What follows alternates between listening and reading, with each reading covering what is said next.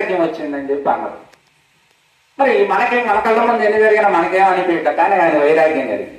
32 ఏళ్ల వయసులో భార్య, అందమైన భార్య, గొప్ప సంపదలు, కొడుకు పుట్టిండి అప్పటికి 2 ఏళ్ల వయసు అయినా అర్ధరాత్రి, మరి ఆమెకు ఎలా చెప్పాడో ఎలా మెప్పించాడో తెలియదు, కానీ ఆయన అర్ధరాత్రి వయసు స్నేహితుడిని తీసుకొని ఒక్కడే వెళ్ళిపోయి అనేక రకమైనటువంటి భారతదేశంలో ఉన్నటువంటి అనేక రకమైన ఆశ్రమాలు తిరిగాడు. ఇప్పుడు మనందరికీ తెలుసు, మన ఈరోజు దేవాలయ వ్యవస్థ ఎక్కువ ఉంది, అప్పుడు దేవాలయ వ్యవస్థ మనకు లేదు, తక్కువ, పెద్ద పెద్ద దేవాలయాలు.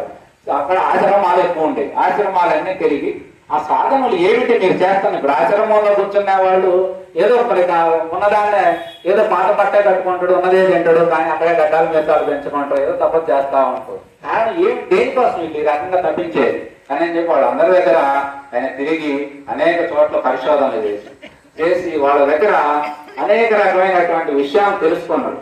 తెలుసుకుంటే సరిపోలా, కొన్నాళ్ళు దాని మీద పరిశోధన అక్కడే చేసి అక్కడికి కూడా ఆయనకు సంతృప్తిగా అనిపించాలి. అంటే వాళ్ళు చెప్పింది. అందుకని దీన్ని ఎట్లా సత్యం ఏమిటి, ఇది ఎన్నింటికి చావు పుట్టుకలకి కారణం ఎవడు, ఇది ఎన్నింటికి ఏదో ఒకటి లేనిది. ఇప్పుడు ఏడున్న వస్తువు వాడికి కదలాలంటే మనం తీసి పెడితేనే కదులుతుంది, కానీ కదలదు కదా. కానీ ఈ దేహం ఎలా వచ్చింది, ఎలా పెరిగింది, ఎలా తగ్గుతవుతుంది, ఎలా కృషిస్తుంది, ఎలా నశించిపోతుంది అనేటువంటిది ఈ మాటలన్నీ ఆయన హృదయాన్ని కదిలిస్తావా. ఆ రకమైనటువంటి అనేక రకమైన కోణాల్లో ఆయన పరిశోధన చేసి 14 సంవత్సరాలు భారతదేశం అనేక రకమైన ఆశ్రమాల గురువులను దర్శించింది. ఆ తర్వాత ఒంటరిగా పోయి ఆయన ఒక్కడే అడవిలో కూర్చొని 6 సంవత్సరాలు వైరాగ్య సాధన చేసింది. అంటే మనసుకి పూర్తిగా వైరాగ్యాన్ని జ్ఞానం ద్వారా ఇస్తే, వైరాగ్యం ఇస్తే, వైరాగ్యం అంటే ఏమిటి, ఈ శరీరం అంతా చుట్టానికి చూడేంత అందంగా ఉంది, కానీ నేను కొన్ని చదువుతుంటే కొంతమంది మార్పులు చెప్పేది, ఈ చెవుల్లో గుబిలి, కళ్ళల్లో పూసి, మలమూత్రాలు, ఈ పైన ఒక చర్మం వదిలితే లోన ఉన్నటువంటి రక్తము, కొవ్వు, ఇవన్నీ వికృతమైనటువంటి ఇదంతా కూడా ఈ దేహంలో ఉన్నది. కానీ మనం దాన్ని అలా ఆలోచించాం, అలా ఆలోచిస్తే నడవదు కాబట్టి. అందుకని ఆయన ఈ రకమైనటువంటి వైరాగ్యం ఇచ్చాడు. మనసు బాగా వైరాగ్యం ద్వారా దేహం ఆహార నియమం పూర్తిగా తగ్గిపోయింది. ఆయన ఏదో ఉంటే ఒక గింజ తినేవాళ్ళు లేకపోతే లేదన్నట్టుగా ఆ రకమైన సాధన చేసి, సాధన వల్ల ఏమవుతుంది అసలు, దానివల్ల ఏంటయ్యా అట్లా చేయడం వల్ల మనకు ఉపయోగం, ఉపవాసాల వల్ల ఇప్పుడు మనం సందర్భం వచ్చింది. ఉపవాసం అంటే ఏమిటి, ఉపవాసం వల్ల ఉపయోగం ఏమిటంటే ఏమి లేదు, మనకు హాయిగా చక్కగా తిన్నామనుకోండి. ఇప్పుడు మీరు అందరూ మనందరూ ఇక్కడ ప్రసాదం తీసుకొని కానీ కూర్చోవాలి. ఎందుకంటే ప్రసాదం ఎప్పుడైతే మొదటి కడుపులో పడితో గంట మీద కొనుకొస్తుంది, లేదా ఆలోచన మారిపోతా ఉంటాయి. అందు కాబట్టి దేహం అనేది అదుపులో ఉండాలి. ఇంద్రియాలంటే నీవు ఆహార నియమం అనేది తప్పనిసరి భక్తుడికి అని చెప్పి మనం మార్పును తేల్చాలి. అందుకని అనేక రకమైన భక్తిలో 9 రకాల భక్తిని ప్రవేశపెట్టి ఈ దశల్లో ఇలా ఉండాలయా అని చెప్పి మనకు చెప్పడం జరిగింది. ఆ రకంగా మనకి ఆయన సాధన చేశాడు, వైరాగ్య సాధన చేశాడు. చేసిన తర్వాత ఆయన గట్టకేలకి ఇదే వైశాఖ పౌర్ణమి నాడు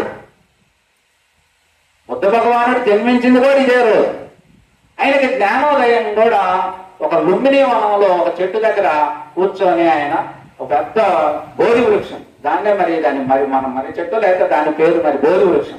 ఆ వృక్షం కాడ కూర్చొని 40 రోజులు అదే ఏకాగ్రతతో ఆయన అంతా కళ్ళు మూసుకొని కూర్చున్న తర్వాత ఆయన మనస్సులో ఆయన మొత్తం తేలికైపోయి ఆయన అనేది లేకుండా పోయింది. ధ్యానంలో ఇందులో ఏంటంటే నేనెవరు అనే పరిశీలన కనుక మొదలు పెడితే నేననేది లేకుండా పోతుంది, అంతా నేనుగా మారి ఆ యొక్క చాలా పెద్ద పదాలు అక్కడికి ఆయన చేరిన తర్వాత నెమ్మదిగా కళ్ళు తెరిచి చూస్తే లోకం అంతా ఆయన కొత్తగా కనబడుతుంది.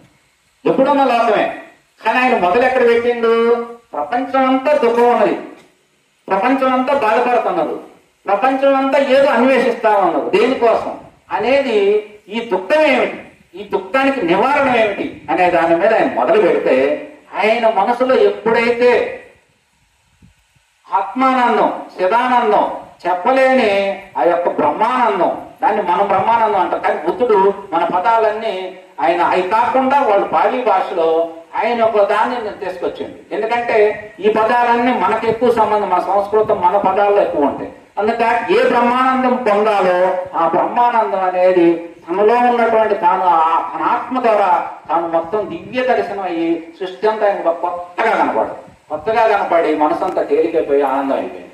ఆనందం అయిపోయిన తర్వాత లోకం మొత్తం కూడా ఎవరు చచ్చిపోవటాలు లేదు, పుట్టటాలు లేదు, ఏమీ లేదు. ఇదంతా ఒక ఆట, ఒక నాటకం అని తెలిసిపోయింది ఒక మొక్కతో. తెలిసిపోయిన తర్వాత ఆయనకి మరి ఇంత జ్ఞానం సాధించినాం కదా, ఏం చేయాలి జ్ఞానాన్ని అని చెప్పి ఆ జ్ఞానం కోసం చెప్పాలని చెప్పి అంతకు ముందు కలిసినటువంటి పాత మిత్రులు కొంతమంది అంటే వాళ్ళతో దగ్గరగా కూర్చొని పంచుకున్నాడు. ఇదిగో నేను ఇలాంటి సాధన చేశా, నేను ఇది సాధించా, దీన్ని ప్రజలకు చెబుదామయ్యా, ప్రజలు అనేక రకమైనటువంటి దుఃఖాల్లో ఉన్నారు. ఏదో ఒక మనిషి ఇప్పుడు మన కుటుంబంలో మనందరం ఎవరం ఒకసారి కలిసి వచ్చింది లేదు, ఎవరం ఒకసారి కలిసిపోయేది లేదు. ఈ సృష్టిలో అన్ని బంధాల కంటే భార్యాభర్తల బంధం గొప్పది. కానీ ఆ బంధం కూడా ఇద్దరు ఒకసారి వచ్చింది లేదు, ఇద్దరు ఒకసారి పోయేది కాదు కదా. కానీ భగవంతుడి సృష్టి ఎంత అద్భుతంగా సృష్టించిందంటే, దేహం నీకు సంబంధం లేకుండా వచ్చింది, నీకు సంబంధం లేకుండా పెరుగుతుంది, నీకు సంబంధం లేకుండా వెళ్ళిపోతుంది. కానీ యద్భావం తద్భవతి. ఈ లోకంలో నీకేం ఆలోచన కావాలో నువ్వు చేయొచ్చు, నిన్ను నువ్వు మార్చుకోవచ్చు, నీకు నచ్చినట్టుగా నువ్వు జీవించవచ్చు. నీకు ఇలా కాకపోతే అలా జీవించవచ్చు, అలా కాకపోతే ఇలా జీవించవచ్చు, నీ ఇష్టం. నీకు ఎలా కావాలంటే బుద్ధుడు కావాలన్నా నువ్వు కావచ్చు, నీకు ఆ అవకాశం ఉంది. లేదా అంతకంటే రాక్షసుడు కావాలన్నా కావచ్చు, గొప్ప వ్యాపారవేత్త కావచ్చు. ఏదైనా కావడానికి నీకు భగవంతుడు నీకు ఇచ్చినటువంటి అదృష్టం ఏంటంటే అన్ని ఆయనే సృష్టించి, కానీ నీకు ఆ వెసులుబాటుని ఇచ్చింది. అందుకనే మన గ్రంథాల్లో ముఖ్యంగా చెప్పేది ఏంటంటే, ఒకటి దైవ సంకల్పం, దానివల్ల ఇదంతా నడుస్తుంది. రెండోది మానవ ప్రయత్నం. మానవుడు ప్రయత్నం ద్వారే వాడు అనేక రకాలుగా సాధించగలుగుతుండు. దైవత్వాన్ని పొందండు, ఇంద్రుడు పదవిని అలంకరించండు. దేనివల్ల? ప్రయత్నం వల్లే, సాధన వల్ల.